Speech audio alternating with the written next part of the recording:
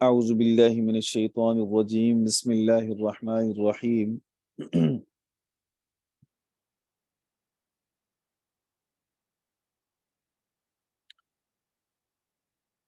ان المتقین فی جنات وعیون، بے شک متقی باغات میں اور چشموں میں ہیں۔ اس سے پہلے والی آیات میں ہم نے توحید پر دلائل پڑھے، قیامت پر دلائل پڑھے۔ شروع سورہ سے اللہ رب العزت نے قیامت کا ذکر فرمایا اور چند قسمیں اٹھانے کے بعد اللہ رب العزت نے فرمایا انما توعدون لصادق وان الدین لواقع۔ اب یہاں سے اللہ رب العزت نے متقین کا ذکر فرمایا، اس سے پہلے مکذبین کا ذکر تھا، جیسے کہ کل بھی عرض کیا تھا قتل الخراسون، خراسون یا کذابون کے معنی میں ہے جھوٹے، اور جھوٹے لوگوں پر اللہ رب العزت نے لعنت فرمائی۔ اب یہاں سے اللہ تعالیٰ نے متقی لوگوں کو بیان فرمایا۔ متقی وہ ہوگا جو سچا ہے، متقی وہ ہوگا جو اللہ رب العزت کے ساتھ عہد و پیمان میں سچا ہے، عقیدہ توحید میں سچا ہے۔ مشرک وہ تھا جو اللہ کے بارے میں بھی جھوٹ بولتا ہے، شرک کر کے، رسول اللہ کے بارے میں بھی جھوٹ بولتا ہے تکذیب کر کے، قرآن پاک کے بارے میں جھوٹ بولتا ہے انکار کر کے۔ تو وہ جتنے انکار وہاں پہ ہیں اتنی ہی تصدیقیں یہاں پر متقین کے اندر ہیں۔ اس لیے اللہ نے فرمایا ان المتقین، ان کا معنی بے شک، متقین یہ متقی کی جمع ہے۔ متقی کہتے ہیں بچنے والے کو۔ کس سے بچے گا؟ اللہ کی نافرمانی سے، معصیت سے۔ اور ان المتقین بے شک متقی لوگ، تو چونکہ متقی کا لفظ، تقوی کا لفظ معروف ہے اپنے معنی اور مفہوم کے اعتبار سے ہر ایک مسلمان کے ذہن میں ہے، اس لیے اس کا ترجمہ وہی کر دیا جاتا ہے ان المتقین، بے شک متقی، فی جنات، جنات یہ جنتن کی جمع ہے باغات، اور عیون عین کی جمع ہے بمعنی چشمے۔ بے شک متقی لوگ باغات میں ہوں گے اور چشموں میں ہوں گے۔ آخذین ما آتاہم ربہم، اس حال میں کہ وہ لینے والے ہیں اس کو جو ان کے رب نے ان کو دیا۔ آخذین کا معنی لینے والے، پکڑنے والے۔ آتاہم ما آتاہم جو ان کو دیا، ربہم ان کے رب نے۔ اللہ نے ان کو کیا دیا؟ ثواب دیا، اللہ نے ان کو بدلہ دیا ان کے اعمال صالحہ کا، اللہ نے ان کو بدلہ دیا ان کے ایمان کا۔ تو قیامت والے دن جو اللہ رب العزت اعمال صالحہ کا، ایمان کا بدلہ عطا فرمائیں گے، تو متقی لوگ اس بدلے کو اللہ سے وصول کرنے والے ہیں، اللہ سے لینے والے ہیں۔ جبکہ اس کے مقابلہ میں مکذبین تھے جو اللہ رب العزت سے عذاب کو لینے والے ہیں، اللہ سے عقاب کو لینے والے ہیں اور اللہ کی پکڑ میں آنے والے ہیں۔ اس لیے ان کے لیے اللہ نے فرمایا تھا یومہم علی النار یفتنون ذوقوا فتنتکم، چکھو اپنے عذاب کو، ھذا الذی کنتم بہ تستعجلون۔ اور یہاں اللہ رب العزت نے ایمان والوں کی صفات بیان فرمائی ان المتقین فی جنات وعیون آخذین ما آتاہم ربہم۔ ابھی اللہ رب العزت سے انعام کی صورت میں یہ سب کچھ کیوں لینے والے ہیں؟ اس کی وجہ کیا ہے؟ انہوں نے کون سا کام دنیا میں کیا جس کی وجہ سے اللہ انہیں ثواب بھی دے گا، اللہ انہیں انعام بھی دے گا، اللہ انہیں جنات میں داخل کرے گا، اللہ انہیں ایسے باغات میں داخل کرے گا جہاں چشمے بھی ہوں گے اور ایک خوبصورت مناظر ہوں گے۔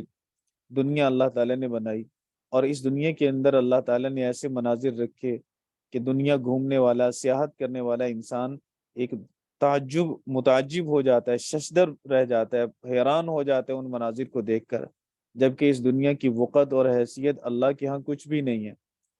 تو جنت جس کی اہمیت اللہ کے ہاں ہے، اور جس جنت کی تعریف اللہ نے قرآن کریم کے اندر کی، پورے قرآن میں اللہ نے دنیا کی تعریف نہیں فرمائی، جنت کی تعریف فرمائی، تو اس جنت کا عالم کیا ہوگا، اس کی خوبصورتی کیسی ہوگی۔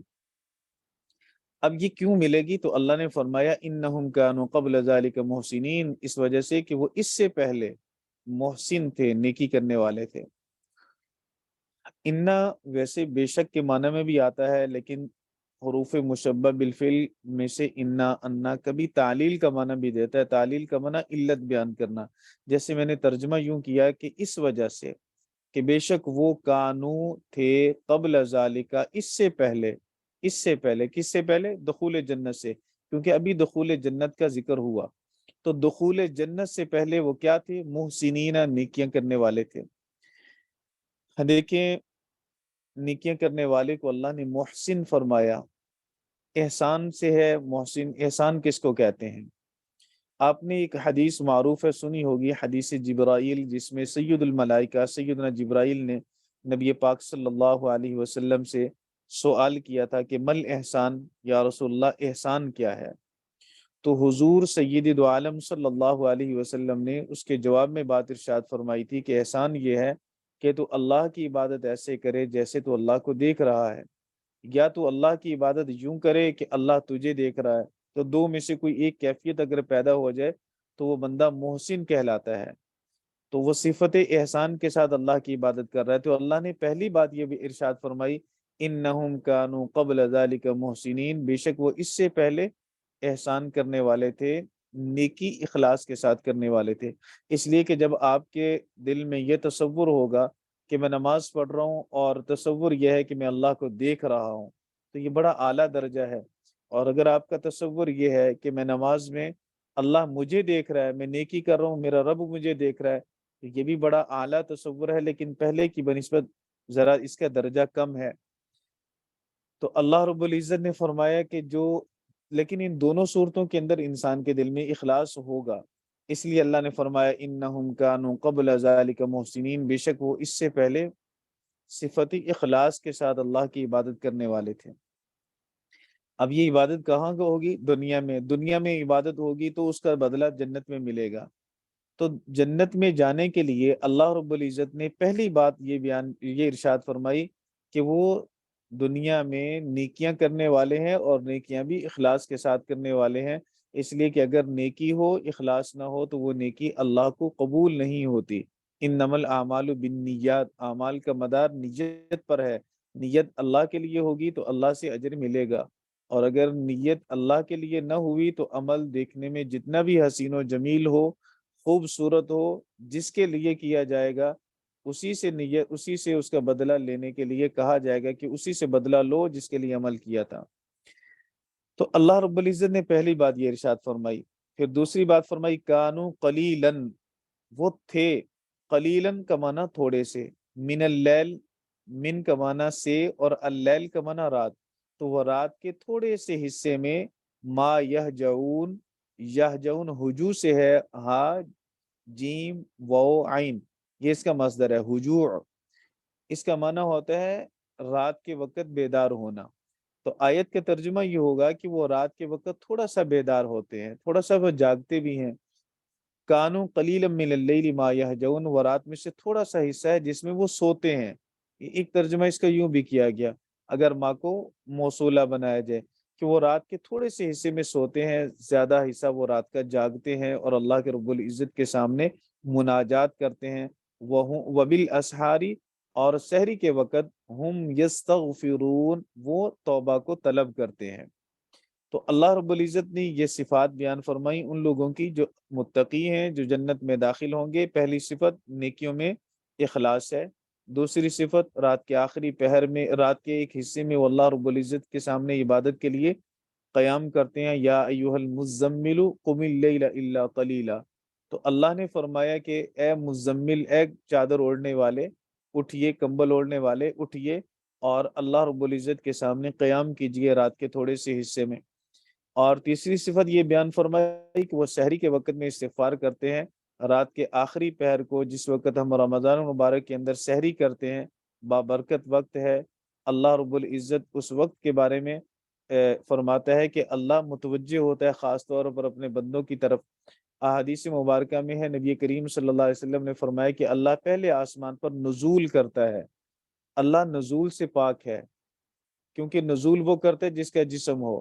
احادیث مبارکہ میں ایسی باتیں سمجھانے کے لیے اور اس رحمت الہیہ کو ہمارے فہم کے قریب کرنے کے لیے بات کی جاتی ہے۔ مقصد یہ ہے کہ اللہ اپنی رحمت کے ساتھ بندوں کی طرف کامل طور پر متوجہ ہو جاتا ہے، یا اپنی رحمت زیادہ اس طرف کر دیتا ہے بندوں کی طرف، اور اس وقت میں جو اللہ سے استغفار کرتے ہیں، توبہ کرتے ہیں، تو اللہ رب العزت اس وقت کی توبہ قبول فرماتا ہے، بلکہ اللہ کی طرف سے اعلان کیا جاتا ہے، الا من مستغفر فاغفر له، ہے کوئی مجھ سے توبہ طلب کرنے والا، معافی مانگنے والا، کہ میں اس کی معافی کو قبول کر لوں۔ تو یہ وہ بابرکت وقت ہے جب اللہ رب العزت خود اپنے بندوں کو اپنی طرف متوجہ کرتا ہے، مجھ سے معافی مانگے، میں ان کی معافی کو قبول کر لوں۔ اس لیے اللہ نے فرمایا وَهُمْ بِالْأَسْحَارِ يَسْتَغْفِرُونَ، وفی اموالہم، اور ان کے اموال میں حق حق ہے، للسائل سوال کرنے والے کے لیے، والمحرومی اور محروم کے لیے۔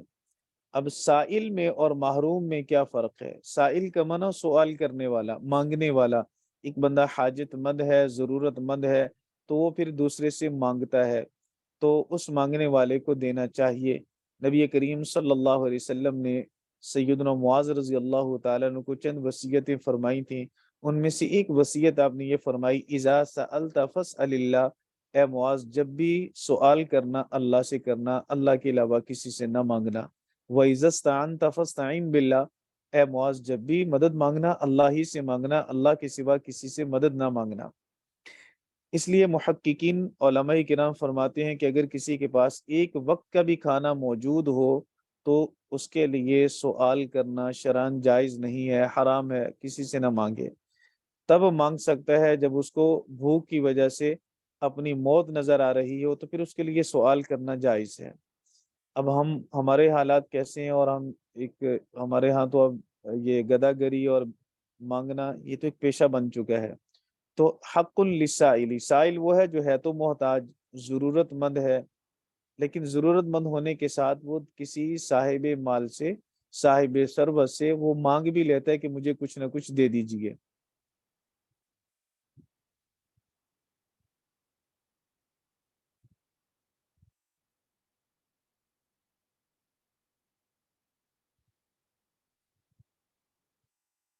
ایک منٹ صرف جی۔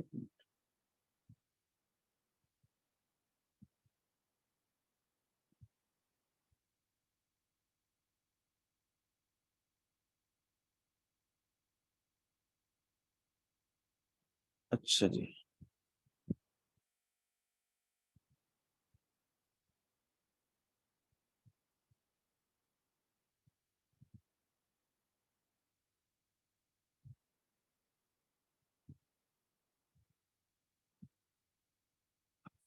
اور محروم کس کو کہتے ہیں؟ محروم اس کو کہیں گے کہ جس کے پاس مال بھی نہیں لیکن وہ مانگتا بھی نہیں ہے، عزت نفس کو مجروح نہیں کرتا، ہے ضرورت مند لیکن کسی سے مانگتا نہیں، سوال نہیں کرتا۔ جب سوال نہیں کرتا لوگ دیتے بھی نہیں، جب لوگ دیتے نہیں تو بیچارہ محروم ہے۔ سائل کو تو کچھ نہ کچھ مل گیا، اسے عطا ہو گیا، لیکن محروم وہ ہے جو ہے ضرورت مند، حاجت مند، لیکن حاجت مند ہونے کے باوجود وہ کسی سے دستے سوال دراز نہیں کرتا، مانگتا نہیں ہے۔ نہ مانگے تو اسے کوئی دیتا بھی نہیں ہے، جب دیتا نہیں تو وہ محروم ہوتا ہے۔ اس لیے اللہ رب العزت نے فرمایا وفی اموالہم، وہ متقی لوگ ایسے ہیں کہ ان کے اموال میں سائل کا حق بھی ہے، محروم کا حق بھی ہے۔ معلوم ہوا کہ آپ کے مال میں اگر آپ مالدار ہیں، صاحب نصاب ہیں، تو آپ کی ذمہ داری میں یہ داخل ہے، حق کمانا واجب ہوتا ہے۔ آپ کی ذمہ داریوں میں سے ایک ذمہ داری یہ بھی ہے کہ آپ سائل کے سوال کو بھی پورا کریں، اور آپ ان لوگوں کا بھی خیال رکھیں جو عزت نفس کی وجہ سے مانگتے نہیں ہیں لیکن وہ ہیں ضرورت مند، تو آپ انہیں مانگنے پہ مجبور بھی مت کیجئے، بلکہ بغیر مانگے ان کی ضرورت کو پورا کر دیجئے۔ آپ کے ارد گرد ایسے بہت سارے لوگ ہوں گے جو ان حالات کی وجہ سے بیچارے پریشان ہیں، اور پریشان ہو کر وہ اس نہج پہ پہنچ چکے ہیں کہ ان کے لیے گزارا کرنا اپنی آمدن کے اندر بڑا مشکل ہے۔ ہمارا ذہن یہ بھی ہے کہ اگر کوئی اپاہج ہے، لنگڑا ہے، معذور ہے، بیمار ہے، ہاسپٹل میں پڑا ہے، بستر مرگ پر ہے، تو ہم اسے کچھ دیں۔ بھائی یہ تو تندرست ہے، صحیح سلامت ہے، اسے ہم کیوں دیں؟ تو بھائی اگر وہ ضرورت مند ہے آپ اسے دیجئے، آپ اس کے بستر پر گرنے کا انتظار کیوں کر رہے ہیں؟ آپ اس کے محتاج اور فقیر بننے کا انتظار کیوں کر رہے ہیں؟ ایک بندہ ایسا ہے کہ اس کی آمدن میں اس کا اخراجات اس کے پورے نہیں ہو رہے، اور آپ کو اندازہ ہے کہ یہ اسی قلیل آمدن کے اندر ان مشکل حالات کے اندر گزارا کرنا مشکل ہے، تو آپ اس کا ادراک خود کیجئے۔ اللہ نے آپ کو فہم دیا، اللہ نے آپ کو عقل دی، اور اللہ رب العزت نے آپ کو مال دیا، تو آپ کے مال میں اللہ نے اس کا حق رکھا ہے۔ اس لیے قیامت والے دن حدیث پاک میں ہے کہ غربا عمرا کے حق میں اللہ کے عمرا کے خلاف اللہ کی عدالت میں کیس لگائیں گے، اور کہیں گے کہ اللہ تو نے انہیں دنیا دی اور انہیں مال و دولت دیا، ہم ضرورت مند تھے، انہوں نے اپنے دروازے ہم پر بند رکھے، آج ان سے پوچھو، اس مال کا سوال کیجیے ان سے۔ تو اس وقت وہ عمرا اللہ کی عدالت میں پکڑے جائیں گے، اس لیے کہ مال کی تقسیم اللہ رب العزت کی طرف سے ہے، جیسے کہ اسی سورہ مبارکہ میں آگے آ رہا ہے۔ تو اللہ ہی کے قبضے قدرت میں ہے ہر ایک انسان کا رزق، تقسیم اللہ نے کی، کسی کو کم دیا، کم ہونا اس کا عیب نہیں ہے، کسی کو اللہ نے زیادہ دیا، زیادہ ہونا اس کے لیے باعث فضیلت نہیں ہے، اس لیے کہ اللہ رب العزت نے اپنی مرضی اور منشا سے، حکمت کی وجہ سے یوں کسی کو کم کسی کو زیادہ دیا، تاکہ نظام کائنات ایک دوسرے سے مربوط ہو کر چلے، لوگ ایک دوسرے سے ملے جلے رہیں۔ سارے ہی امیر ہوں تو کون کسی کی بات پوچھتا، سارے ہی غریب ہوں کون کسی کے ساتھ مہربانی والا معاملہ کر سکتا، کسی کو امیر کسی کو متوسط کسی کو غریب بنایا، تاکہ معاشرہ ایک دوسرے کے ساتھ جڑا رہے، مربوط رہے۔ تو اللہ رب العزت نے ایک بات یہ ارشاد فرمائی، وفی اموالہم حق للسائل والمحروم، ان کے اموال میں حق ہے سائل کے لیے بھی، محروم کے لیے بھی۔ وفی الارض آیات للموقنین، اور زمین کے اندر نشانیاں ہیں یقین کرنے والوں کے لیے، موقنین متقین ہی کے معنی میں ہے، متقی لوگوں کے لیے زمین کے اندر اللہ رب العزت نے نشانیاں رکھی۔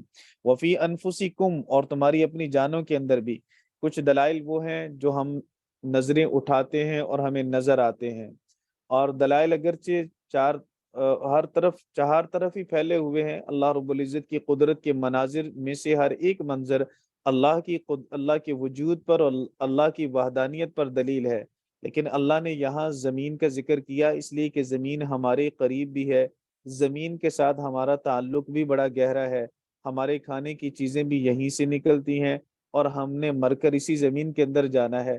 تو اس زمین کے اندر پہلے تدبر کرنے کا حکم دیا، بجائے کہ آسمانوں میں تدبر کریں، آسمانوں میں غور و فکر کریں، یہاں سے دیکھیں مردہ دانہ زمین میں ڈالتے ہو زندہ ہو کر باہر نکلتا ہے، زمین میں کوئی چیز ڈالیں مٹی کی خاصیت ہے اس کو کھا جاتی ہے، ختم کر جاتی ہے، لیکن اس دانے کو تو مٹی نے نہیں کھایا، اس کو تو زندہ کر کے باہر نکالا۔ کون ہے جس نے مردہ دانے کو زندہ کر کے باہر نکالا؟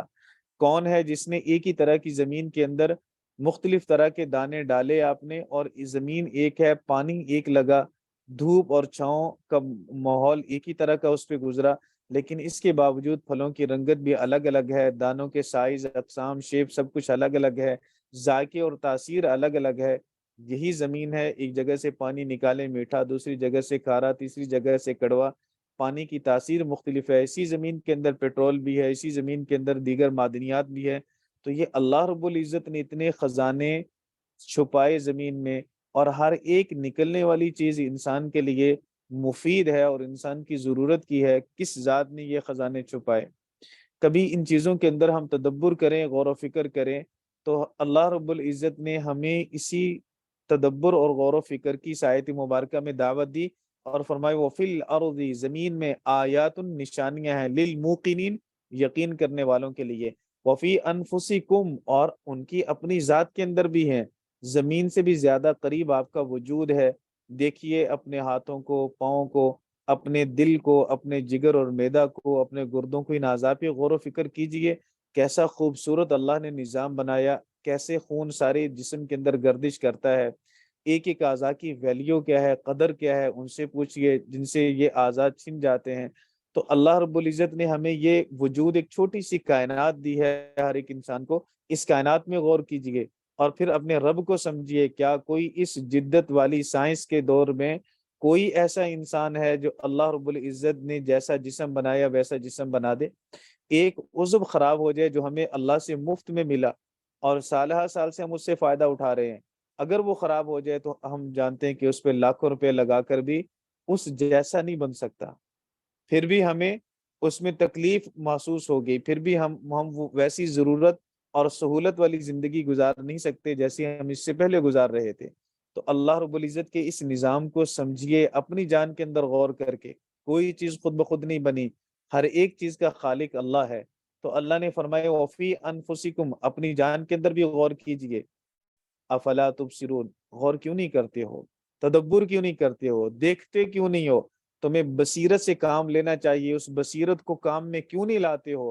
اپنی ذات میں غور و فکر کر کے اور کائنات کی چیزوں کے اندر غور و فکر کر کے اپنے اللہ کو کیوں نہیں سمجھتے ہو؟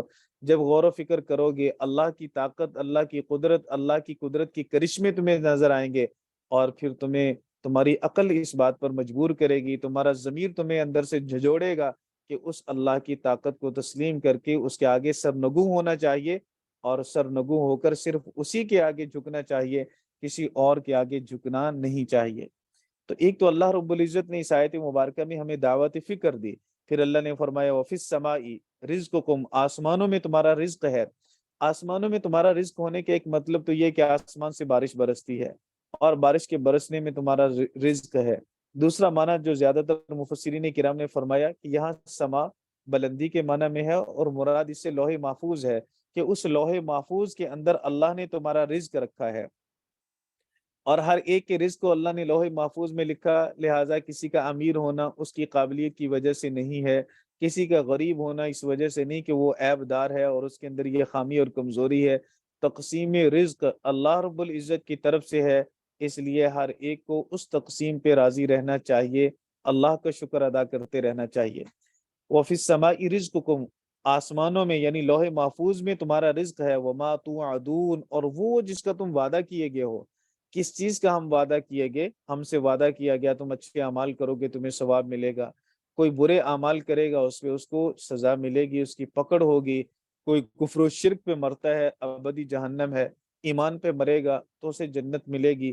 تو اللہ رب العزت نے اپنے نبیوں اور رسولوں کی زبان پر جو وعدے کیے، وہ سارے کے سارے وعدے اللہ رب العزت نے یہاں وہ مراد ہیں کہ وَمَا تُوعَدُونَ، جن کا تم وعدہ کیے گئے ہو وہ بھی لوح محفوظ میں لکھا ہوا ہے سب کچھ۔ فَوَرَبِّ السَّمَاءِ وَالْأَرْضِ، آسمانوں کے رب کی قسم اور زمین کے رب کی قسم، إِنَّهُ لَحَقٌ، بے شک وہ حق ہے، جس کا تم وعدہ کیے گئے ہو وہ حق ہے، مِثْلَ مَا أَنَّكُمْ تَنْطِقُونَ، اس کی مثل جیسے تم بولتے ہو، جیسے میرا بولنا میرے سامنے بالکل ظاہر ہے، وہ آواز مجھے سن رہی ہے، میرے کان اس پہ یقین کر رہے ہیں، میری عقل اس کو سمجھ رہی ہے، ایسے ہی جیسے یہ بولنا، سمجھنا، سننا ظاہر ہے، ایسے ہی اللہ فرماتا ہے کہ قیامت کا قائم ہونا بھی ظاہر ہے، ایسے ہی انسان پر جزا و سزا کے قانون کا نافذ ہونا بھی ظاہر ہے۔ چھوٹی سی عقل رکھنے والا انسان جب بے مقصد کام نہیں کرتا، کائنات کا خالق بے مقصد کائنات کی تخلیق کیوں کرے گا؟ اس نے کیوں زمین و آسمان کو وجود دیا؟ کیوں انسان کو، شجر و حجر کو، بحر و بر کو، خشکی و تر کو اس نے وجود کیوں بخشا؟ کوئی نہ کوئی غرض تو ہے، کوئی نہ کوئی مقصد تو ہے، وہ مقصد یہی ہے کہ اللہ رب العزت اپنے نظام عدل کو ظاہر کرے۔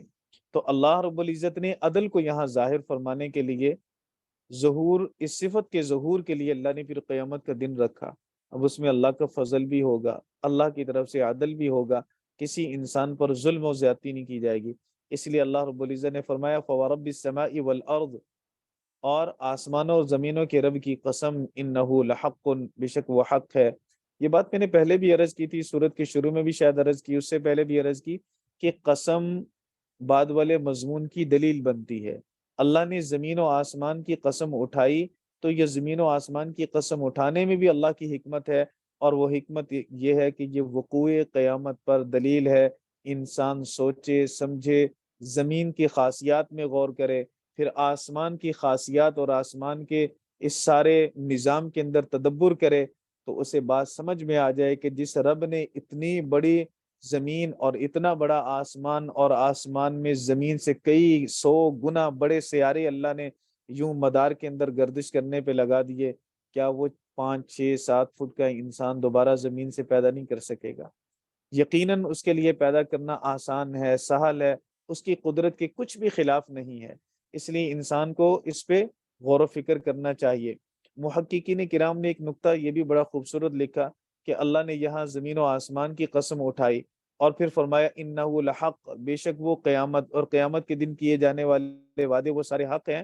اور اللہ نے آگے مثال یہ دی کہ مثل ما انکم تنطقون، تو اللہ نے یہاں گفتگو کو، بولنے کو ایک قیامت کی نظیر قرار دیا، مثال قرار دیا، ایسے جیسے تم بولتے ہو۔ کیوں ایسا فرمایا؟ فرمایا کہ جو آپ کی زبان ہے، یہ زبان آپ سمجھ لیں کہ زمین کی طرح ہے، زبان سے مختلف طرح کے جو جملے نکلتے ہیں وہ یہ مختلف مخلوقات کی تخلیق کی طرح ہے۔ پھر ایک جملہ مکمل ہوتا ہے تو ختم ہو جاتا ہے. اسی طرح انسان کی زندگی مکمل ہوتی ہے تو انسان ختم ہو جاتا ہے، انسان مردہ ہو جاتا ہے. انسان وہی جملہ زبان سے دہراتا ہے تو انسان اسی طرح دوبارہ اسی زمین سے دوبارہ زندہ ہوگا. تو یہ گویا اللہ تعالیٰ نے ایک تشبیہ دے کر یوں بھی بات سمجھائی کہ دیکھو تمہاری زبان ہے، مختلف جملے نکالتی ہے، پھر وہ جملہ مکمل ہوتا ہے، ختم ہو جاتا ہے، پھر اسی زبان سے وہی جملہ دوبارہ بھی لایا جا سکتا ہے. اور اسی جملے کو دہرانا تمہارے لیے کچھ بھی مشکل نہیں رکھا میں نے، آسان کر دیا. ایک بات کو 10 بار دہراؤ، 20 بار دہراؤ، 30 بار دہراؤ، تمہارے لیے مشکل نہیں ہوگا، بلکہ ہر دوسری تیسری مرتبہ دہرانے میں آسان ہو جائے گا. آپ سب حضرات سمجھتے ہیں کہ پہلی دفعہ ایک بات کو دہرانا شاید تھوڑا مشکل ہو، اس لیے کہ حافظے میں محفوظ نہیں ہے، لیکن دوسری تیسری چوتھی پانچویں چھٹی بار تو اس کو دہرانا آسان ہے، اس لیے کہ وہ حافظے میں محفوظ ہے، زبان پہ وہ جاری ہو چکا ہوتا ہے. اسی طرح اے انسان، تمہیں اس زمین سے پیدا کرنا، پھر زمین پہ بسانا، پھر اسی زمین میں موت کے بعد لوٹانا، پھر اس زمین سے دوبارہ تمہیں نکالنا میرے لیے کچھ بھی مشکل نہیں ہے، آسان ہے. اس کو اس مثال سے سمجھ لیجئے. آپ کو یہ بات سمجھ آ گئی؟ آپ کو یہ بات سمجھ آ گئی جو میں نے عرض کی ابھی؟ جی سر جی. اس لیے اللہ نے فرمایا فورب السماء والارض، زمین و آسمان کے رب کی قسم، انہ لحق، بے شک وہ حق ہے، مثل ما انکم تنطقون. یہاں تک بات متقی لوگوں کی ہے. اس کے بعد نبی کریم صلی اللہ علیہ وسلم کو اللہ نے تسلی دی، اور اللہ رب العزت نے تسلی دے کر نبی کریم صلی اللہ علیہ وسلم کو سیدنا ابراہیم علیہ السلام کا واقعہ ارشاد فرمایا کہ دیکھو حضرت ابراہیم علیہ السلام نے توحید ربانی کے لیے کیسی کیسی مشکلات اٹھائیں، اور سیدنا ابراہیم علیہ السلام کے زمانہ کے لوگوں نے کیسے ابراہیم علیہ السلام کا مقابلہ کیا، مصیبتوں، مشکلات میں، مصائب میں، مشکلات میں انہیں ڈالا، لیکن وہ کامیاب ہو کر وہاں سے گزرے. اس لیے آپ کو بھی گزرنا چاہیے صبر سے، استقامت سے، استقلال سے. آپ کو اس راستے کو اور اس سفر کو طے کرنا چاہیے. بہرحال واقعہ تفصیلاً تو آگے آئے گا، تھوڑا سا حصہ اس پارے کے اندر ہے تو ہم اس کو مکمل کر لیں. اللہ نے فرمایا حل اتاک حدیث ضیف ابراہیم المکرمین، کیا آپ کو ابراہیم علیہ السلام کے معزز مہمانوں کا واقعہ پہنچا؟ سوال کرنا کبھی حصول علم کے لیے ہوتا ہے. ایک بات مجھے معلوم نہیں ہے، میں آپ سے پوچھوں کہ فضل خالق آپ کو فلاں بات معلوم ہے، آپ بتاتے ہیں کہ مجھے معلوم ہے، تو مجھے پہلے سے علم نہیں تھا کہ آپ کو معلوم ہے یا نہیں، آپ نے بتا دیا تو میرے علم میں وہ بات آ گئی.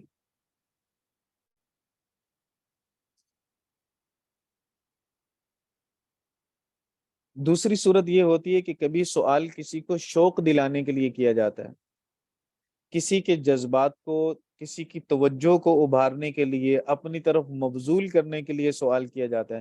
جیسے آپ پڑھتے رہتے ہیں سورۃ القدر میں اللہ نے فرمایا انا انزلناہ فی لیلۃ القدر وما ادراک ما لیلۃ القدر، تمہیں کیا معلوم لیلۃ القدر کیا ہے. عظمت شان بڑھانے کے لیے تم اس کو سوچ بھی نہیں سکتے، کتنا سوچو گے اس رات کی شان کو، منزلت کو، مقام کو، کتنا سوچ لو گے، کتنا تصور کر لو گے، تمہارے تصور کی پرواز کم ہے، اور اس رات کی عظمت اور شان اس سے بھی زیادہ ہے. اسی طرح یہاں نبی کریم صلی اللہ علیہ وسلم کو شوق دلانے کے لیے یہ واقعہ سوالیہ انداز اختیار کیا گیا. حل عطا کا، کیا آپ کو سیدنا ابراہیم علیہ السلام کے معزز مہمانوں کا واقعہ پہنچا؟ مطلب آپ کے مخاطب کے دل کے اندر اس واقعے کو سننے کا شوق پیدا ہونا چاہیے، اور وہ کہے کہ اللہ مجھے سنائیے، مجھے بتائیے. تو اللہ رب العزت نے اسی انداز میں شوق دلانے کے لیے یہ سوالیہ انداز اختیار کیا. فرمایا حل عطا کا، کیا آیا آپ کے پاس حدیثو، حدیث کا معنی واقعہ، حدیث کا معنی گفتگو، ضیف کا معنی مہمان، اور ضیف کا لفظ 1 2 3 4 5 سب پہ بولا جاتا ہے. ویسے عربی کے اندر آپ نے پڑھ لیا ہوگا یا پڑھیں گے، واحد کے لیے اس کی ایک حالت ہوتی ہے لفظ کی، پھر حالت بدلی جاتی ہے تو وہ تثنیہ بنتا ہے، پھر اس کے بعد جمع بنتا ہے.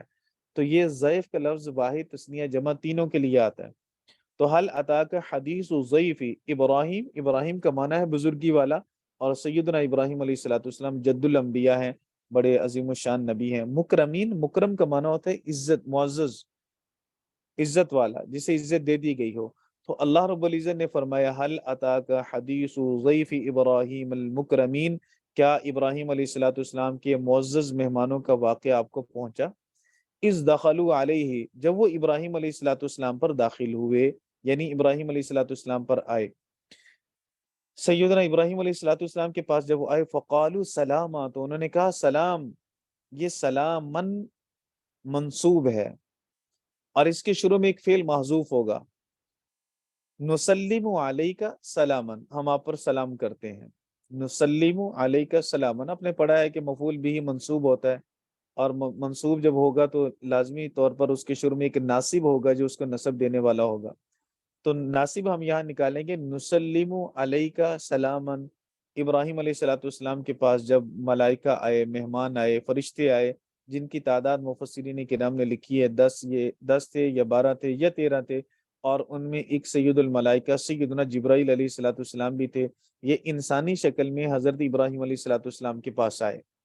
اصل میں انہوں نے جانا تھا حضرت لوط علیہ الصلوۃ والسلام کے پاس، اور قوم لوط پر عذاب نازل کرنے کے لیے تشریف لائے، تو ابراہیم علیہ الصلوۃ والسلام کے پاس پہلے آئے، اور ابراہیم علیہ الصلوۃ والسلام کو آ کے انہوں نے خوشخبری دی ہے جس کا ذکر آگے آ رہا ہے۔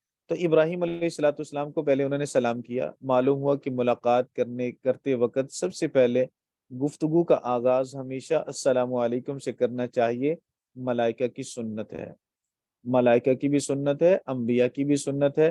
یہاں چونکہ ملائکہ کا ذکر ہے تو انہوں نے فرمایا فقالوا سلام، قال سلام، انہوں نے کہا سلامن۔ سیدنا ابراہیم نے فرمایا سلامن۔ آپ کو یہ بات شاید سمجھ میں نہ آئے، لیکن میں عرض اس لیے کر دیتا ہوں کہ آپ کے ذہنوں سے یہ گزر جائے گی، پھر آگے جب اگلے سال میں آپ ہدایت النحو پڑھیں گے تو، یا اسی سال میں آپ کی کتاب نحو والی آگے جائے گی، تو پھر آپ کو یہ بات یاد آ جائے گی۔ تو ایک ہے جملہ فعلیہ اور ایک ہے جملہ اسمیہ۔ جملہ فعلیہ کے اندر حدوث ہوتا ہے، تجدد ہوتا ہے، اور جملہ اسمیہ کے اندر دوام اور استمرار ہوتا ہے۔ سلامن جب کہا تو یہ جملہ فعلیہ بنا تھا، اس لیے میں نے شروع میں فعل محذوف نکالا، نسلم علیک سلامہ۔ اور جب سلامن کہا سیدنا ابراہیم علیہ الصلوۃ والسلام نے، تو یہ ہے سلام علیکہ کا مخفف ہے، سلام علیکہ، آپ پر سلامتی ہو۔ سلام علیکم، السلام علیکم اور سلام علیکم دونوں طریقے جائز ہیں۔ قرآن پاک میں آپ دیکھیں گے سلام علی ابراہیم، سلام علی نوح فی العالمین، سلام قولا من رب الرحیم، تو نکرہ استعمال کیا گیا الف لام کے بغیر، اور احادیث مبارکہ میں الف لام کے ساتھ استعمال ہوا۔ تو بہرحال یہاں فرمایا قال سلام، سیدنا ابراہیم علیہ الصلوۃ والسلام نے ارشاد فرمایا سلام، جملہ اسمیہ دوام پر استمرار، دوام پر دلالت کرتے ہیں، مطلب آپ پر ہمیشہ اللہ کی سلامتی نازل ہو۔ قوم منکرون، ایسے لوگ ہو جو اجنبی ہو، منکر کہتے ہیں جسے جانا نہ جائے۔ آپ نے یہ شاید نحو کے اندر پڑھ لیا ہو، معرفہ نکرہ، تو معرفہ کس کو کہتے ہیں؟ جس کو پہچان لیا گیا ہو، معروف ہو۔ تو منکر اسی سے ہے، نکرہ منکر، منکر کا معنی ہے اجنبی۔ تو قوم منکرون، اجنبی لوگ ہو، چونکہ انسانی شکل میں آئے تھے، لیکن انسان وہ تھے جن کو حضرت ابراہیم علیہ الصلوۃ والسلام نے اپنے علاقے میں دیکھا نہیں تھا، اس لیے اجنبی لوگ ہیں، معلوم نہیں کہاں سے آئے، کیا کرنے کے لیے آئے۔ ابراہیم علیہ الصلوۃ والسلام نے یہ بات جب ارشاد فرمائی، تو اس کے بعد سیدنا ابراہیم، یہ بات دل ہی دل کے اندر حضرت نے ارشاد فرمائی کہ ایسی قوم ہے جس کو میں جانتا بھی نہیں ہوں، منکر ہیں، اجنبی لوگ ہیں۔ پھر سیدنا ابراہیم علیہ الصلوۃ والسلام اپنے گھر والوں کی طرف متوجہ ہوئے، فراغا، راغا، راغا کا معنی ہوتا ہے چلنا۔ ابراہیم علیہ الصلوۃ والسلام چلے الی اہلہ، اپنے گھر والوں کی طرف۔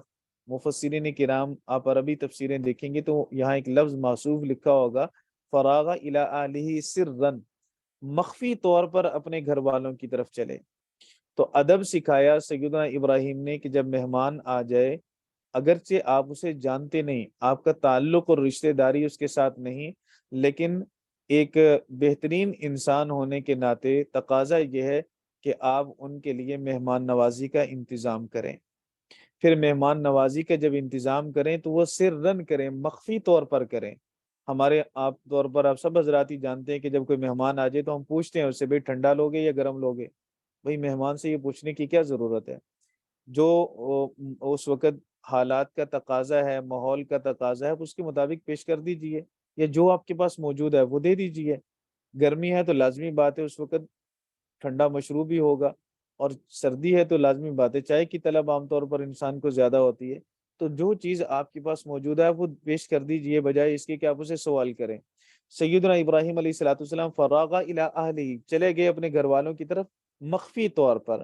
مخفی طور پر کا مطلب یہ کہ مہمانوں کو یہ اندازہ نہ ہو کہ یہ اس مقصد کے لیے جا رہا ہے۔ اب 3 4 5 افراد جب آپ کے پاس آئے ہیں، آپ اٹھ کے جائیں گے تو لازمی طور پر جاتا ہوا تو نظر آتا ہے بندہ، چھپ کے تو نہیں جائیں گے آپ، لیکن ان کو آپ کے جانے کا مقصد معلوم نہ ہو، وہ آپ اس اندازے سے کسی بہانے سے وہاں سے اٹھیں کہ وہ آپ کو روک نہ سکیں۔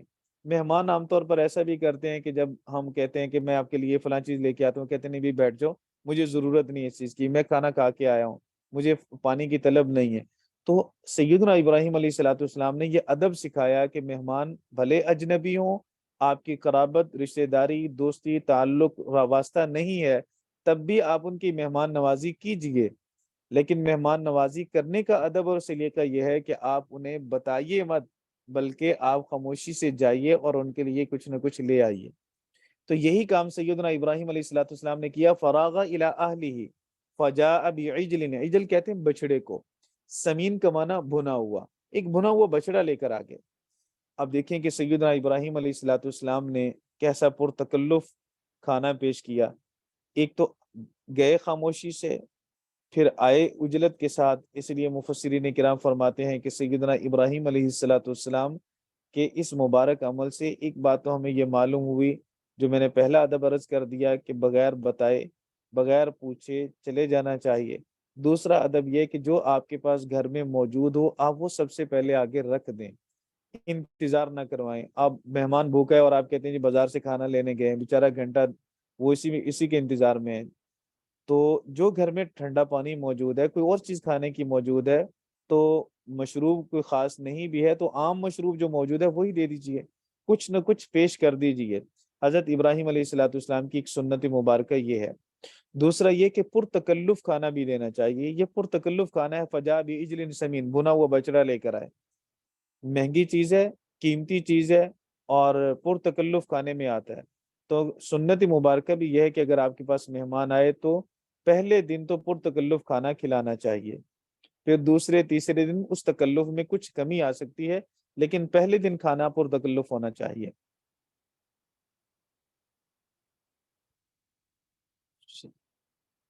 ایک منٹ۔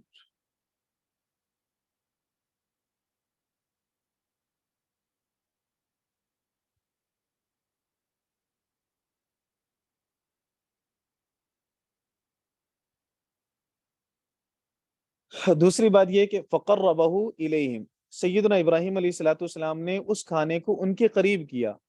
ہمیں ایک اور ادب معلوم ہو گیا کہ مہمان کو کھانے کے پاس بلانے کی بجائے جہاں مہمان بیٹھا ہو میزبان کھانا اٹھائے وہیں پہ لے جائے۔ اور اس میں کیا ہے، اس میں آپ کے مہمان کو کم سے کم تکلیف اٹھانی پڑے، آپ اسے زیادہ سے زیادہ سہولت فراہم کرنے والے بن جائیں۔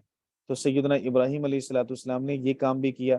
فقربہ الیہم، حضرت نے قریب کیا اس کو ان کی طرف۔ قال الا تاکلون، پھر مہمان چونکہ فرشتے تھے وہ تو کھانے کی حاجت سے پاک تھے، وہ تو کھانے کی طرف ہاتھ نہیں بڑھا رہے تھے۔ ابراہیم علیہ الصلوۃ والسلام نے انہیں کھانے کی طرف متوجہ کیا۔ تو ہمیں ایک رہنمائی یہ بھی ملی کہ اگر آپ کا مہمان کھانا رغبت کے ساتھ نہ کھا رہا ہو، بس اوقات مہمان شرم کی وجہ سے، حیا کی وجہ سے آپ نے 2 3 قسم کے کھانے آگے رکھے، اس نے شرم کی وجہ سے صرف اپنی طرف جو کھانا پڑا تھا اسے کھا لیا، آپ اسے بار بار کہیے کہ بھائی یہ بھی کھائیے، یہ بھی کھائیے، یہ بھی کھائیے، اور اس کی شرم اس کھانے کے معاملے میں اتاریے، خود بھی اس کے ساتھ کھانے میں شریک ہو جائیے، تاکہ وہ اپنے لیے اس میں حیا کے خلاف محسوس نہ کریں۔ تو سیدنا ابراہیم علیہ الصلوۃ والسلام نے اپنی زبان سے ارشاد فرمایا، قال الا تاکلون، کھاتے کیوں نہیں ہو؟ ملائکہ تھے چونکہ، انہوں نے کھانا کھایا بھی نہیں، ان کو کھانے کی ضرورت بھی نہیں تھی۔ اور عام طور پر عرب کے اندر یہ معمول تھا کہ اگر کوئی گھر میں آئے کھانا نہ کھائے تو اس کا مطلب یہ ہے کہ اس کے دل میں رنجش ہے کچھ۔ ہمارے ہاں بھی ایسے ہی، آپ کے ہمارے گھر میں کوئی عزیز دوست ملنے کے لیے آئے، پھر ہم اس کے لیے کھانے کا اہتمام کریں اور پرتکلف کھانا بھی ہو، اور وہ بالکل بھی نہ کھائے، ہاتھ بھی نہ لگائے کھانے کو، ایک تو یہ کہ کچھ نہ کچھ کھا لے، ایک کچھ بھی نہ کھائے، تو ہمارے دل میں بھی آئے گا کہ بھائی اس کے دل میں کچھ نہ کچھ رنجش ہے۔ اس وجہ سے یہ کھانا نہیں کھا رہا، کوئی ناراضگی ہے اس کو۔ تو ابراہیم علیہ الصلوۃ والسلام نے بھی یوں ہی سمجھا کہ ناراضگی ہے، اس لیے ابراہیم علیہ الصلوۃ والسلام کے بارے میں اللہ کہتا ہے فَأَوْجَسَ مِنْهُمْ خِیفَةً، وہ اپنے دل کے اندر ان سے ڈرے کہ کہیں یہ دشمن نہ ہو، نقصان نہ پہنچائے۔ ایک بات تو ہمیں یہ معلوم ہوئی کہ نبی طبعی طور پر اسی طرح ہوتے ہیں جیسے عام انسان ہوتے ہیں، عام انسان پر جیسی کیفیات طاری ہوتی ہیں ویسے ہی نبی پر بھی کیفیات طاری ہوتی ہیں۔ اگر عام انسان خائف ہوتا ہے، ڈرتا ہے، تو کبھی کبھی انبیاء پر بھی ایسے حالات آتے ہیں کہ وہ بھی خائف ہو جاتے ہیں، جیسے آپ انشاءاللہ سیدنا موسیٰ علیہ الصلوۃ والسلام کے واقعہ میں پڑھیں گے۔ جب انہوں نے اژدہا کو پکڑا تو اللہ نے انہیں فرمایا لا تخف، موسیٰ ڈریے نہیں، حضرت موسیٰ ڈر گئے تھے۔ تو فَأَوْجَسَ مِنْهُمْ خِیفَةً۔ دوسری بات ہمیں اس آیت مبارکہ سے یہ بھی معلوم ہوئی کہ غیب کا علم صرف اللہ کی ذات کے ساتھ خاص ہے۔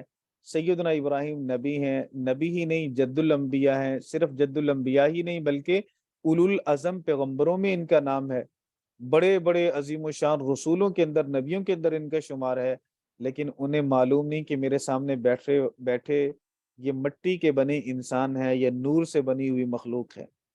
چونکہ مٹی کے بنے انسان کی شکل و صورت شباہت لے کر وہ زمین پر آئے، سیدنا ابراہیم علیہ الصلوۃ والسلام ابھی تک یہ بات نہیں سمجھ سکے کہ یہ فرشتے ہیں یا حقیقی انسان ہیں۔ تو اس لیے حضرت ابراہیم علیہ الصلوۃ والسلام نے تو کھانا رکھا ان کے سامنے انسان سمجھ کے رکھا، چونکہ نظر انسان آ رہے تھے، لیکن وہ انسان نہیں تھے، وہ تو فرشتے تھے، اور انہوں نے کھانا نہیں کھایا کیونکہ ان کی طبی ضرورت نہیں تھی۔ ابراہیم علیہ الصلوۃ والسلام ڈرے کہ اب یہ میرے شاید دشمن ہوں، اس لیے میرے پاس آئے اور میرا کھانا نہیں کھا رہے۔ فَأَوْجَسَ مِنْهُمْ خِیفَةً، تو انہوں نے فرمایا قَالُوا لَا تَخَفْ، اے ابراہیم ڈریے نہیں، پریشان نہ ہو۔ آپ کو شاید میں نے پہلے یہ عرض کر دیا تھا پیچھے کہ خوف اور حزن کے اندر فرق ہے۔ خوف کہتے ہیں اس ڈر کو جو انسان کو اپنی جان کے بارے میں ہوتا ہے، یہاں حضرت ابراہیم کو اپنی جان کے بارے میں ڈر ہے، اس لیے ملائکہ نے کہا قالوا لا تخف، ابراہیم ڈریے نہیں۔ آپ پڑھیں گے انشاءاللہ سورہ توبہ کے اندر، جب سیدنا صدیق اکبر حضور علیہ الصلوۃ والسلام کے ساتھ تھے غار ثور میں، تو حضور علیہ الصلوۃ والسلام انہیں کیا فرما رہے ہیں، لا تحزن، اے ابو بکر ڈریے، غم نہیں کیجیے، ڈریے نہیں۔ تو حزن کہتے ہیں اس غم کو، اس دکھ کو جو دوسرے کی وجہ سے انسان کو ہوتا ہے۔ تو صدیق اکبر کو ڈر تھا حضور علیہ الصلوۃ والسلام کو تکلیف نہ پہنچے، اپنی جان کی پرواہ نہیں تھی۔ یہاں سیدنا ابراہیم علیہ الصلوۃ والسلام کو اس بات کا خدشہ ہے کہ کہیں مجھے کوئی نقصان پہنچانے تو نہیں آئے۔ وَبَشَّرُوهُ بِغُلَامٍ، اب یہ واقعہ حذف ہے، بیچ میں بہت ساری باتیں اللہ رب العزت نے اختصار کی غرض سے یہاں چھوڑ دی، باقی صورتوں کے اندر اس کو تھوڑا تفصیل کے ساتھ بھی بیان کیا گیا۔ تو یہاں فرمایا گیا وَبَشَّرُوهُ، پھر ملائکہ نے انہیں خوشخبری دی، بِغُلَامٍ، لڑکے کی، عَلِیمٍ، جاننے والا۔ یہ سیدنا اسحاق علیہ الصلوۃ والسلام ہے۔ سیدنا ابراہیم علیہ الصلوۃ والسلام کی 3 بیویاں ہیں، ایک کا نام سارہ، ایک کا نام ہاجرہ، ایک کا نام قطورہ۔ اب اس ایک سیدہ ہاجرہ سے سیدنا اسماعیل پیدا ہوئے، سیدہ سارہ سے سیدنا اسحاق علیہ الصلوۃ والسلام پیدا ہوئے۔ تو یہ بیٹے اسحاق کی خوشخبری دی جا رہی ہے۔ بشروہ، ملائکہ نے خوشخبری دی، بغلامن، لڑکے کی، علیمن، جاننے والا، صاحب علم بھی ہوگا۔ ماں باپ کو اگر پہلے سے یہ بتلا دیا جائے کہ آپ کا بیٹا اتنے مقام والا ہوگا، مرتبہ والا ہوگا، تو لازمی بات ہے اس میں بشارت دگنی ہو جائے گی اور خوشخبری میں اضافہ ہو جائے گا۔ سیدنا ابراہیم علیہ الصلوۃ والسلام کے لیے اللہ رب العزت نے اس خوشخبری کے اندر یہی اضافہ رکھا۔ فَأَقْبَلَتِ امْرَأَتُهُ فِي سَرَّةٍ، تو سیدہ سارہ، امرا کا معنی بیوی، اور مراد اس سے حضرت سارہ ہے۔ تو ان کی بیوی اقبلت، ان کی بیوی شروع ہوئی فی سرہ، سرہ کہتے ہیں تیز آواز کو، ویسے مطلق آواز نکالنے کو بھی سرہ کہتے ہیں، اور سرہ کے اوپر جو تنوین ہے یہ تنوین تعظیم کے لیے ہے، تو مراد یہ کہ انہوں نے بہت زیادہ آواز ان کے منہ سے نکلی۔ فَأَقْبَلَتِ امْرَأَتُهُ فِي السَّرَّةِ فَسَكَّتْ وَجْهَهَا، اور انہوں نے اپنے چہرے پر مارا۔ یہ تعجب کے طور پر ہوتا ہے، آج بھی اسی طرح عورت کو کوئی ایسی بات معلوم ہو جائے جو عقل میں نہ آنے والی ہو اور اسباب طبعیہ اس کا ساتھ نہ دیتے ہوں، تو وہ حیرانگی کے ساتھ، تعجب کے ساتھ اپنی پیشانی پہ ہاتھ رکھتی ہے، اور بس اوقات مرد بھی رکھتے ہیں پیشانی پہ ہاتھ رکھنا یا گال پہ ہاتھ رکھ لینا۔ تو یہاں یہی مراد ہے، فسکت وجہہا، تعجب کے طور پر حضرت سارہ نے اپنے چہرے پر ہاتھ مارا۔ اس سے ماتم مراد نہیں ہے۔ شیعہ حضرات اس آیت سے استدلال کر کے کہتے ہیں جی ماتم جائز ہے، کیوں جی حضرت ابراہیم علیہ الصلوۃ والسلام کی بیوی نے ماتم کیا، اور ظالموں تم ماتم کرتے ہو غم پر، سوگ مناتے ہو سیدنا حسین بن علی کا، اور یہاں تو بیٹی کی خوشخبری ہے، کبھی خوشخبریوں پہ بھی کسی نے ماتم کیا؟ تو ماتم کا تو یہاں معنی مراد لیا جا سکتا بھی نہیں، عقلاً بھی نہیں لیا جا سکتا، اور ویسے نقلاً ہے بھی نہیں، کیونکہ حضرت ابراہیم علیہ الصلوۃ والسلام کی بیوی تو تعجب کر رہی ہیں، افسوس تو نہیں کر رہی، غم تو نہیں کر رہی، خوشخبری بیٹے کی ملے تو کوئی ماتم نہیں کرتا، خوش ہوتا ہے۔ تو فسکت وجہ کا معنی یہ کہ تعجب کے طور پر انہوں نے اپنے چہرے پر ہاتھ مارا۔ وقالت عجوز عقیم، اور انہوں نے فرمایا کہ بڑھیا ہوں، عقیم کا معنی بانجھ ہوں، ایسی بڑھیا جس کی عمر 70-80 سال کے قریب ہو چکی ہو، اور وہ سلسلہ اولاد جو طبی طور پر اسباب کے درجے میں اللہ نے ہر عورت کے اندر رکھا ہے وہ ختم ہو چکا ہو، حیض کے ایام اور ماہواری آنا بند ہو چکی ہو، تو پھر وہ کیسے اولاد ہوگی؟ پھر دوسری طرف شوہر سیدنا ابراہیم علیہ الصلوۃ والسلام ہے، ان کی عمر 100 سے تجاوز کر چکی ہے، بعض مفسرین کرام نے 120 سال عمر لکھی، تو ایسے حالات میں اولاد کیسے ہوگی؟ اسباب نہیں ہے۔ تو چونکہ دنیا دارالاسباب ہے، انبیاء بھی ہوں تو وہ اسباب کی طرف متوجہ ہوتے ہیں، اسباب کو اختیار کرنا گناہ نہیں ہے، اسباب پہ کامل بھروسہ کرنا یہ ناجائز ہے، بھروسہ اللہ پر ہو، اسباب اختیار کیے جائیں۔ اس لیے سیدنا ابراہیم علیہ الصلوۃ والسلام کی بیوی نے یہ فرمایا قالت عجوز عقیم، بڑھیا ہوں، بانجھ ہوں، قالوا کذالک، تو سیدنا ابراہیم علیہ الصلوۃ والسلام کی اس بیوی کو مخاطب کر کے سیدنا یہ ملائکہ نے کہا کذالک، تیری طرح ہی، جیسے تجھے اللہ نے پانی کے قطرے سے پیدا کیا، سبب تب کون تھا؟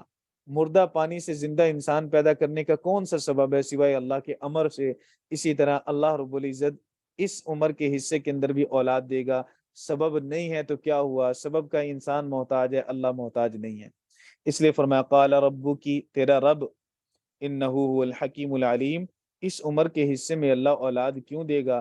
فرمایا انہ هو الحکیم، بے شک وہی حکمت والا ہے، اولاد دینے میں اس کی کوئی نہ کوئی حکمت ہوگی، العلیم، جاننے والا بھی ہے، وہی جانتا ہے کہ عمر کے اس حصے کے اندر کیسے اولاد ہوگی، کیوں اولاد ہوگی، حکیم جانتا ہے، کیسے اولاد ہوگی، علیم جانتا ہے۔ تو علیم جانتا ہے کہ اولاد کیسے دینی ہے اس نے، حکیم جانتا ہے کہ اولاد اس موقع پر دینی ہے تو کیوں دینی ہے۔ اچھا مولانا، بات آپ کو سمجھ میں آ گئی جی سب کو؟ سبق کے متعلق اگر کسی بھائی کا کوئی سوال ہو تو وہ پوچھ سکتا ہے۔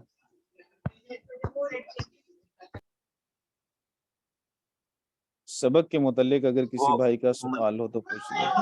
استاد جی، وہ ملائکہ کی شکل میں کون کون آئے تھے حضرت ابراہیم کے پاس؟ جی جی، حضرت ملائکہ کی شکل میں نہیں آئے تھے، ملائکہ خود آئے تھے انسانی شکل میں، اور ان میں سیدنا جبرائیل علیہ الصلوۃ والسلام بھی تھے۔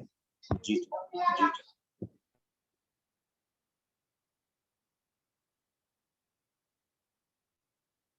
اور کچھ؟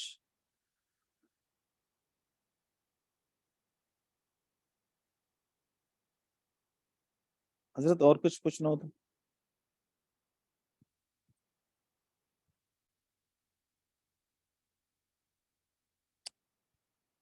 چلیں ٹھیک ہے، اللہ پاک ہم سب کو قرآن پاک پڑھنے کی، سمجھنے کی، عمل کرنے کی توفیق عطا فرمائے۔ السلام علیکم ورحمۃ اللہ وبرکاتہ۔ آمین، وعلیکم السلام ورحمۃ وعلیکم اللہ۔ السلام ورحمۃ اللہ وبرکاتہ۔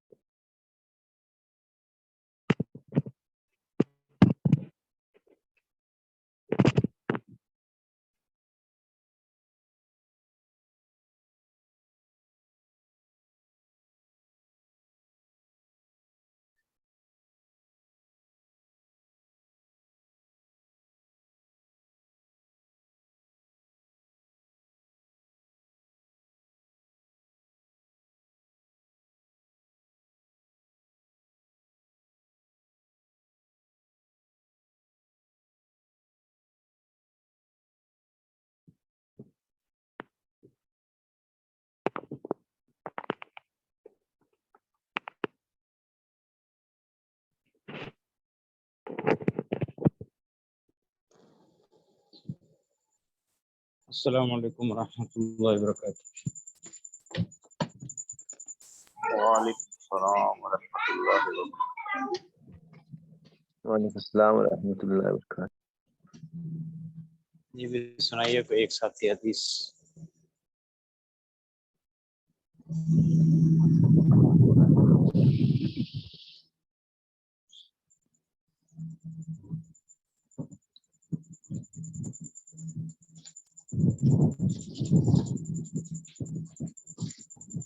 ایک ساتھ حدیث سنا دے، پتہ چل جائے حدیث یاد ہے کہ نہیں۔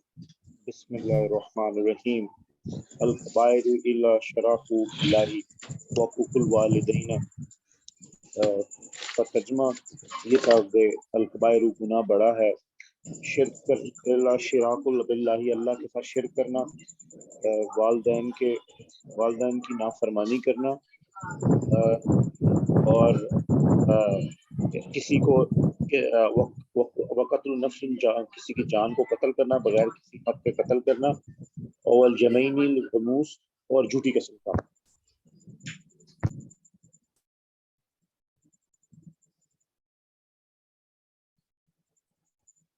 جی اور کوئی ساتھی سنائے بھائی۔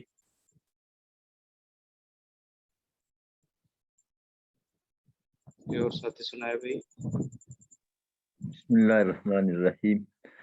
الکبائر الاشراک باللہ وحقوق الوالدین وقتل النفس والیمین الغموس۔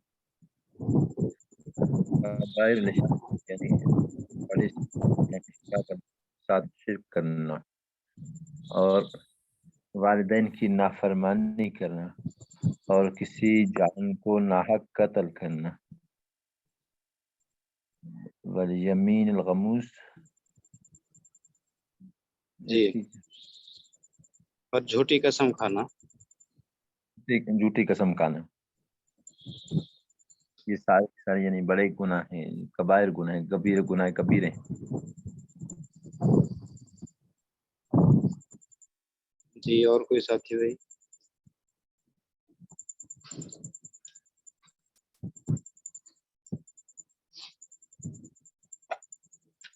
اور کوئی ساتھی سنائے بھائی۔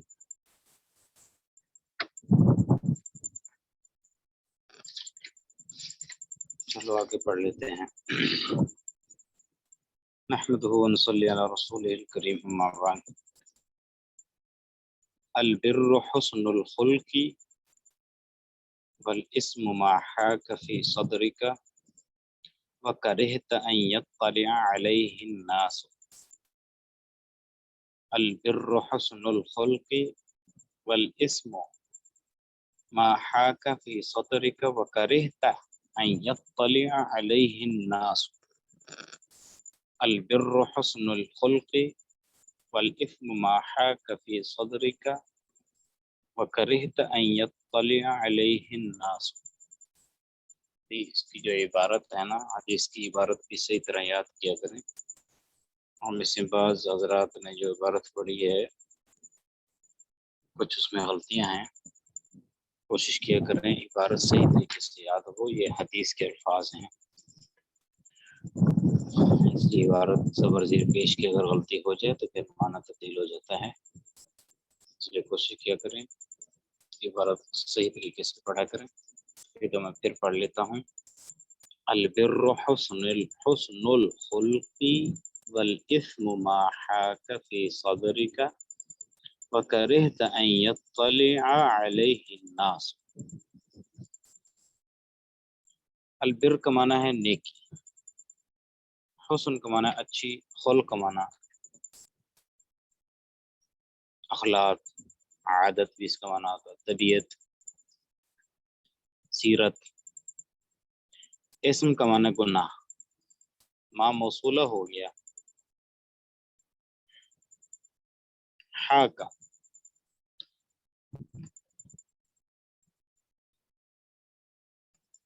شک میں ڈالنا، اس کا معنی ہے صدر کا معنی ہے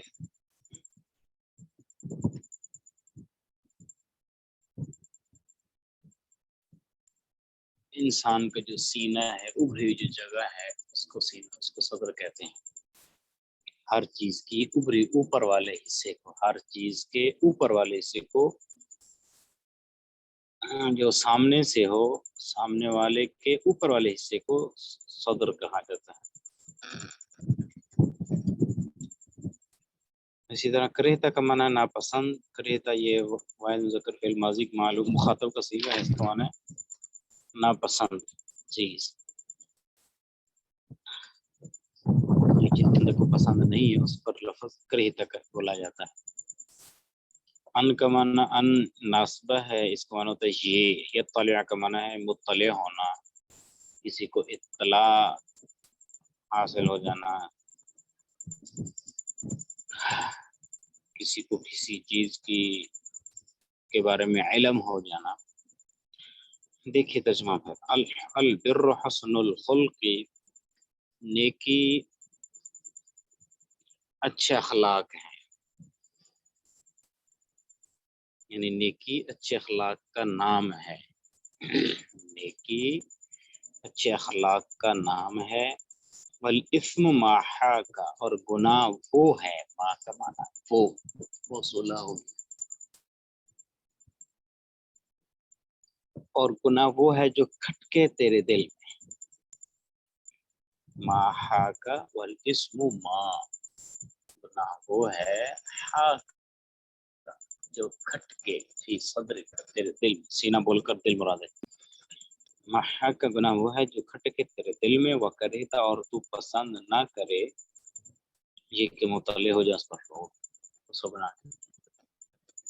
یعنی ایسی اپنے برے کا ایسی کوئی کام کیا جس سے آپ کو ڈر ہے کہ لوگوں کو اگر پتہ چل جائے تو لوگ برا سمجھیں گے، لوگوں کو پتہ چلنا آپ کو پسند نہیں ہے، آپ نہیں چاہتے ہیں کہ میری یہ بات لوگوں کو پتہ چلے، اس کو گناہ کہتے ہیں۔ اتنا ماحا کا صدری کا گناہ وہ ہے جو کھٹکے صدری کا دے دیتے ہیں۔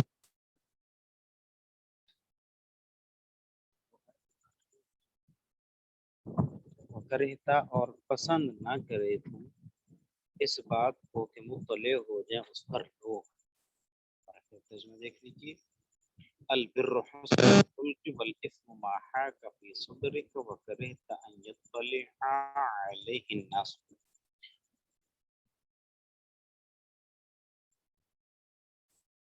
نیکی اچھے اخلاق کا نام ہے اور گناہ وہ ہے حاک کا جو کھٹکے فی صدرک تیرے دل میں، اور کریتا اور تو پسند نہ کرے یہ کہ مطلع ہوں اس پر لوگ۔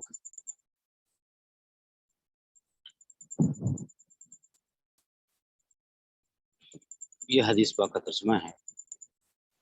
ایک اور حدیث میں آتا ہے، ایک سائل نے، سوال کرنے والے نے آ کر نبی کریم صلی اللہ علیہ وسلم سے سوال کیا، اے اللہ کے رسول صلی اللہ علیہ وسلم، سب سے بہترین عمل کون سا ہے؟ اس کے جواب میں نبی کریم صلی اللہ علیہ وسلم نے یہ ارشاد فرمایا کہ البر حسن الخلق، اخلاق سب سے بہترین عمل ہے۔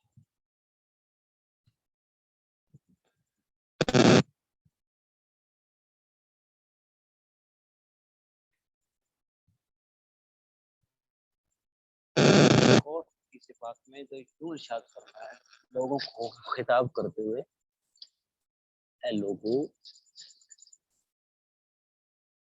اگر تم لوگوں کی مدد نہیں کر سکتے ہو، مال کے ذریعے اگر تم لوگوں کی مدد نہیں کر سکتے ہو، اتنا تو ضرور کر دیا کرو کہ اچھے اخلاق سے خندہ پیشانی سے پیش آ جایا کرو، اچھے اخلاق سے پیش آ جایا کرو، اتنا تو ضرور کرتے ہو۔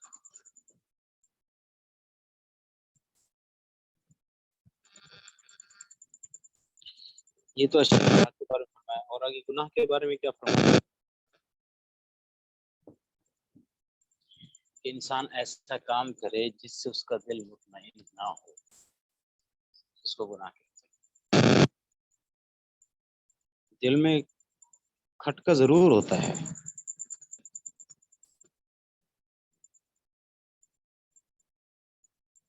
اور یہ انسان کہتا ہے، سوچتا ہے کہ میں نے یہ کام جو کر رہا ہوں لوگوں کو پتہ چل جائے تو لوگ کیا کہیں گے یار میرے بارے میں، لوگ میرے بارے میں کیا سوچیں گے.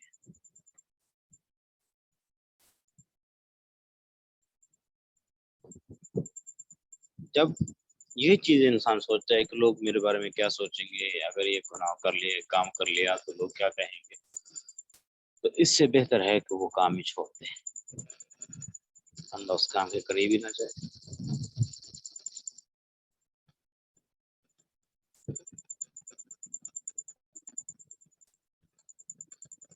اگر انسان یہ کام کر رہا ہے اس کا دل مطمئن ہے، کسی کا خوف نہیں ہے اس کو، تو پھر انسان وہ کام کر لے.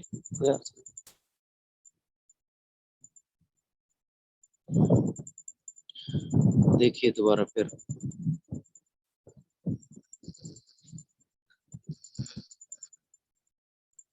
البر حسن الخلق والاسم ما حاک فی صدرک.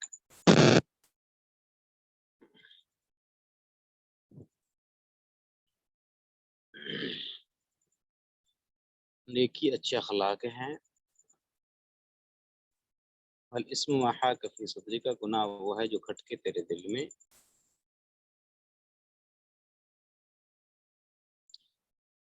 وَكَرِهْتَ أَن يَطَّلِعَ عَلَيْهِ النَّاسُ، اور تو پسند نہ کرے یہ کہ مطلع ہوں اس پر لوگ.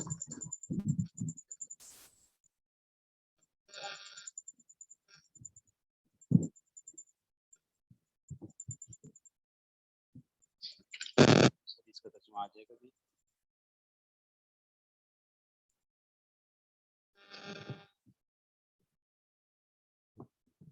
تھوڑی ساتھیو کہاں چلے گئے؟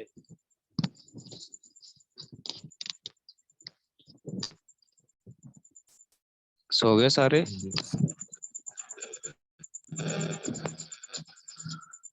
ابھی اس حدیث کا ترجمہ آ جائے گا کہ نہیں؟ جی استاد جی ہو جائے گا ترجمہ. آواز اگلی نہیں آ حدیث، جاتی.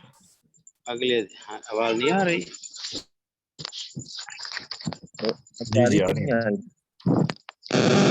حدیث دیکھیے، ایک المسلم دفعہ من، استاد جی اس کا لفظی ترجمہ دہرا دیں. ایک دفعہ لفظی ترجمہ. البر، بر کا معنی نیکی، حسن کا معنی ہے اچھی چیز، خلق کا معنی ہے عادت، طبیعت، انسان کی جو سیرت ہے، باطن ہے، اس پر لفظ خلق بولا جاتا ہے.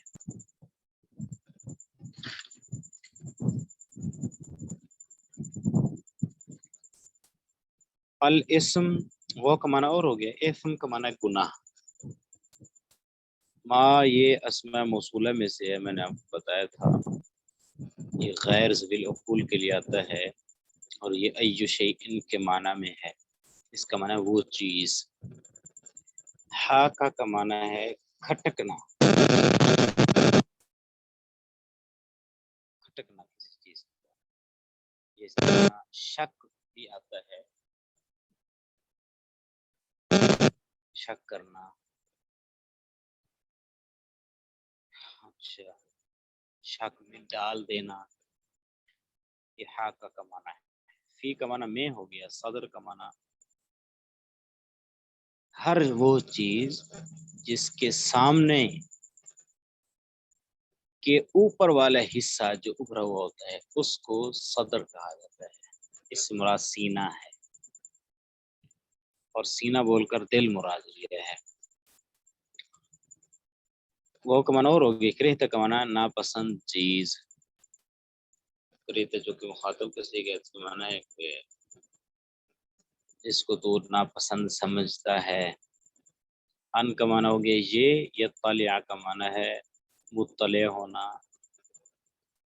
اطلاع، کسی بات کے بارے میں علم ہو جانا. अला का माना हरूफ जर में इसका माना पर है, ही ज़मीर उसके गुनाह इसम की तरफ लौट रही है। अन्नास का माना लोग,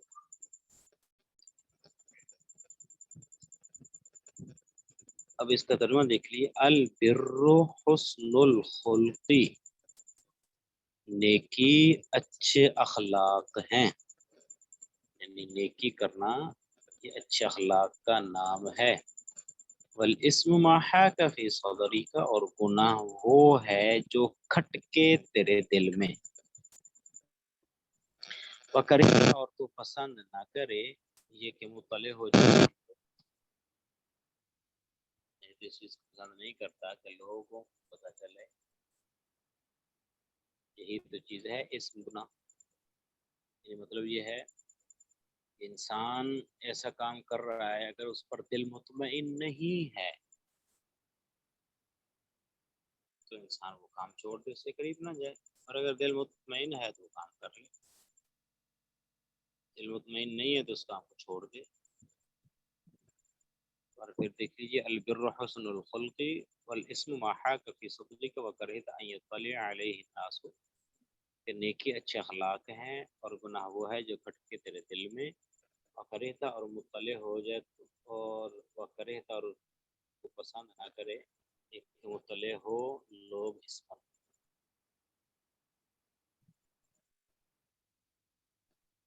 आ जाएगा भी हदीस का तर्जुमा। जी उस्ताद जी। चलो जी उस्ताद जी, इसको याद कर लेंगे। अस्सलाम वालेकुम। अस्सलाम वालेकुम रहमतुल्लाह। मौलाना बिलाल साहब, वालेकुम जी सलाम वरहमतुल्लाह। हजरत आप आलमिया क्लास में तशरीफ ले आए ठीक है। ठीक है। आप हजरात की क्लास आज इतनी है जी, मौलाना अशल साहब के पास नेट नहीं चल रहा, तो जी साहब की छुट्टी है इस वक्त। ठीक है जी, जी ठीक ठीक है। है। अस्सलाम वालेकुम रहमतुल्लाह। वालेकुम सलाम। वालेकुम सलाम वरहमतुल्लाह।